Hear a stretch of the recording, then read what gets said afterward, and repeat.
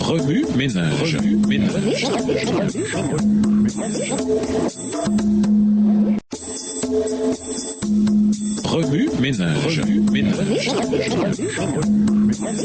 Bienvenue à votre émission Remue ménage. Nous voilà à la leçon de dimanche, intérioriser le trésor caché. Dans l'Antiquité, les gens cachaient souvent leur trésor dans la terre. En l'absence de banque, l'endroit le plus sûr pour cacher les biens précieux à l'abri des voleurs et des brigands, c'était souvent sous la terre. Parfois, il arrivait que l'on oublie le lieu de la cachette. Peut-être que le propriétaire était mort, avait été emprisonné ou exilé, ce qui l'avait séparé de son trésor. Au jour de Jésus, il était assez courant de découvrir des pièces de monnaie ou même de l'or ou de l'argent dans des champs laissés à l'abandon. Imaginez la scène. Alors qu'un homme laboure un champ qu'il a loué à un propriétaire local, il heurte soudain quelque chose avec son outil. Il s'empresse alors de creuser et découvre un trésor de grande valeur qui vaut beaucoup plus que tout ce qu'il possède. L'homme de la parabole n'est pas le propriétaire. Il loue simplement le champ pour y faire pousser ses cultures. Tout ce qui se trouve sur cette terre appartient au propriétaire. À ce stade, l'homme sait exactement ce qu'il doit faire. Après avoir soigneusement enfoui le trésor là où il l'a trouvé, il vend tout ce qu'il possède pour acheter le champ. Ses voisins, ses amis et sa famille pensent qu'il a perdu la tête. Pourquoi vendre tout pour acheter un champ vide?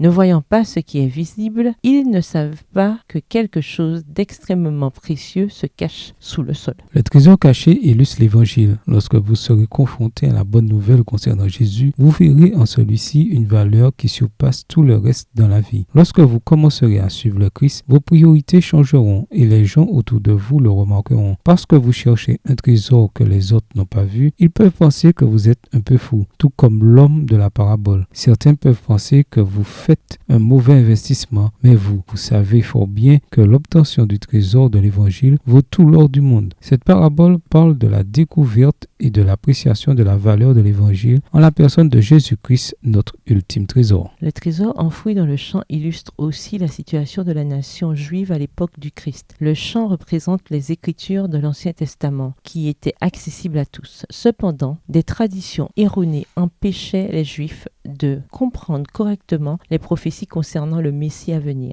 Les chefs religieux connaissaient le texte des Écritures par cœur, mais ne surent pas reconnaître Jésus pour ce qu'il était. Ils avaient de fausses attentes. C'est comme s'ils possédaient le champ et l'occupaient sans découvrir le trésor qui se trouvait sous leurs pieds. Malheureusement, cette application s'étend au-delà des Juifs du 1er siècle. Aujourd'hui, de nombreux chrétiens subissent les rites et les traditions de l'Église sans jamais découvrir le trésor et la beauté de l'Évangile. De nombreux jeunes quittent l'Église parce qu'ils n'y voient qu'un champ vide, alors que Dieu a quelque chose de bien plus précieux sous la surface. Quelque chose qui attend d'être découvert et apprécié. Remue ménage, revenez à votre texte écrit et étudiez le passage. Encerclez les mots, expressions ou idées répétées. Soulignez les mots ou expressions qui sont importants et qui signifient quelque chose pour vous. Reliez par une flèche les mots, expressions aux autres mots ou expressions associés ou connexes. Quels éclairages particuliers vos notes semblent-elles indiquer dans l'ensemble? Mémorisez votre verset préféré tiré de Matthieu 13 et versets 44 à 46. Écrivez-le plusieurs fois pour vous le rappeler plus facilement. Qu'est-ce qui vous empêche de découvrir le trésor de l'Évangile? Combien de recherches et de fouilles sont nécessaires pour découvrir la beauté de l'Évangile? Au revoir. Et à demain si Dieu veut.